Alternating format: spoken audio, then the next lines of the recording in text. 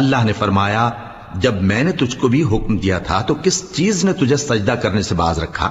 اس نے کہا کہ میں اس سے افضل ہوں، مجھے تو نے آگ سے پیدا کیا ہے اور اسے مٹی سے بنایا ہے۔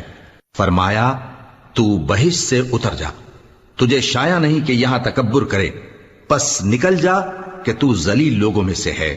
اس نے کہا کہ مجھے اس دن تک مہلت عطا فرما جس دن لوگ قبروں سے اٹھائے جائیں گے۔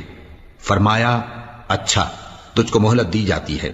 بولا کہ مجھے تو نے گمراہ کیا ہی ہے، میں بھی تیرے سیدھے رستے پر ان کو گمراہ کرنے کے لیے بیٹھوں گا، پھر ان کے آگے سے اور پیچھے سے اور دائیں سے اور بائیں سے غرض ہر طرف سے آؤں گا، اور تو ان میں اکثر کو شکر گزار نہیں پائے گا۔ اللہ نے فرمایا نکل جا یہاں سے پاجی مردود، جو لوگ ان میں سے تیری پیروی کریں گے میں ان کو اور تجھ کو جہنم میں ڈال کر تم سب سے جہنم کو بھر دوں گا، اور